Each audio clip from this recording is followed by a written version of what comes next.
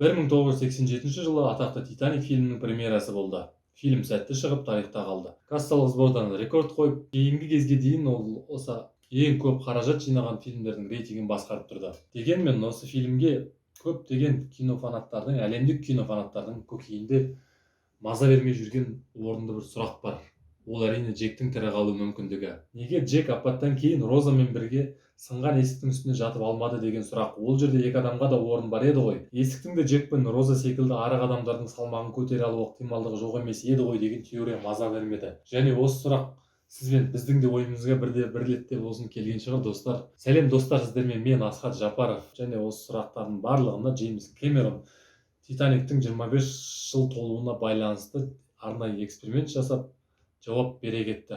Оны осы ролигімде тамашалаңыздар. Кэмерон экспериментті жасау үшін финалдық көріністі арнайы суықтың адамға қалай әсер ететінін зерттейтін лабораторияда кәсіби каскадерлермен жасайды. Олардың салмағы Джек пен Розанікімен бірдей, және олардың температурасын -35 градусқа дейінгі суыққа түсіріп, жаңағы фильмнің жағдайына түсіреді. Яғни сол апаттан кейін сол кезде фильмде мысалы, яғни қандай суық болды, сондай температураға дейін жасап, арнайы сол температураға дейін түсіреді. Және Джек пен жаңағы Роза апаттан кейін қандай қимыл жасады, қандай қимылдар істеді, соның барлығын тура сол дәл қалпында солай қайталауын өтінеді.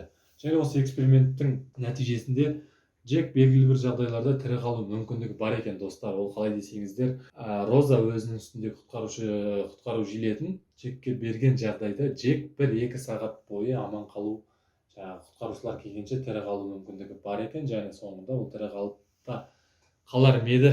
Бірақ дегенмен де режиссердің айтуынша, Джек ондай қадамға өлсе де бармайды екен. Себебі ол Джектің мінезіне сай емес. Джек өзінің сүйіктісінің өміріне қандай да бір қауіп төндіретіндей бір жағдайға ешқашанда 100% бармайды екен. Ол Джектің мінезі сондай, достар.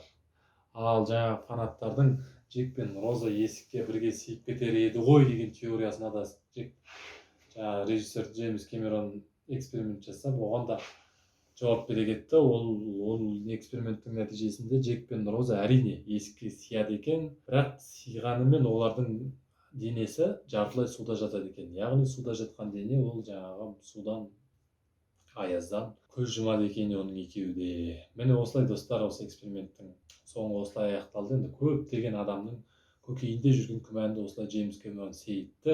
Ол енді өзімізге де бір осындай жауап алдық десе де болады. Енді осындай қызықты ақпарат болған соң сіздермен бөлісе кетейін деп шештім, достар. Енді алдыда да қызықты ақпараттармен бөлісе отырамын деген сенімдемін. Достар, маған жазыла кетіңіздер.